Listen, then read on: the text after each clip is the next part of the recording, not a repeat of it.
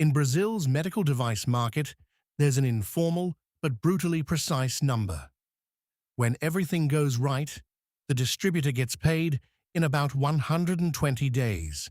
When everything goes right. And in this chain, a lot goes wrong on purpose.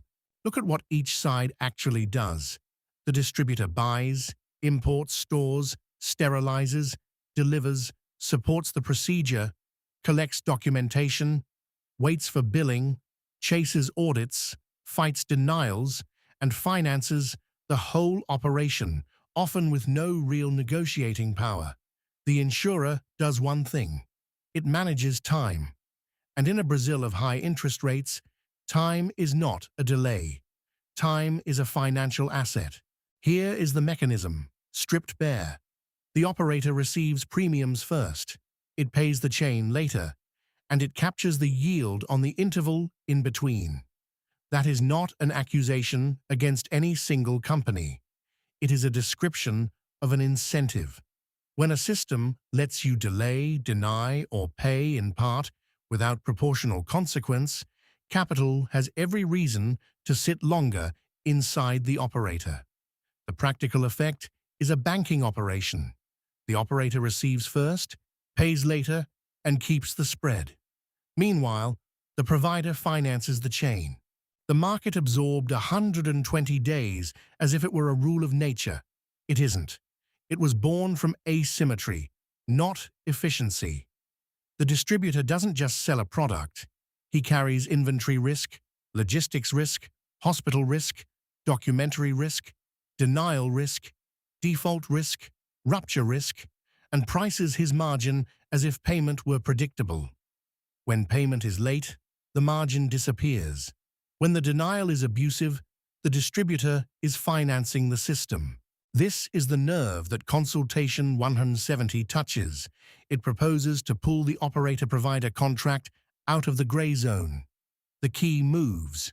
No denials on procedures that were authorized, performed, and correctly billed. Mandatory payment of uncontested values. Clear risk allocation in value-based models. Electronic contracts, dispute channels, defined adjustment rules. Strip away the regulatory language, and the principle is one sentence. Authorization must mean commitment. If the operator authorizes, the provider performs, and the billing is clean. A later denial cannot be a cash management tool. One provision matters more than it sounds. The obligation to pay uncontested values. If you dispute one item, dispute that item. Pay the rest. Today, a partial divergence can freeze an entire account, which turns every denial into a compulsory line of credit, handed from the provider to the operator. Paying the uncontested value is the civilizing minimum. It separates a technical dispute from an operational default. And here is who actually pays the final bill, not the operator, the patient who never appears in the financial discussion. Without payment predictability, there is no distributor. Without a distributor, no product reaches the hospital. Without the product, the physician can't prescribe, and the innovation simply never arrives. For HIT, this is the point most market entry plans miss. Access doesn't end at clearance or the first sale. Access is also predictable payment, balanced contracts, and risk allocated to whoever actually controls it. In medical technology, access was never only coverage. It's whether the technology actually gets paid for.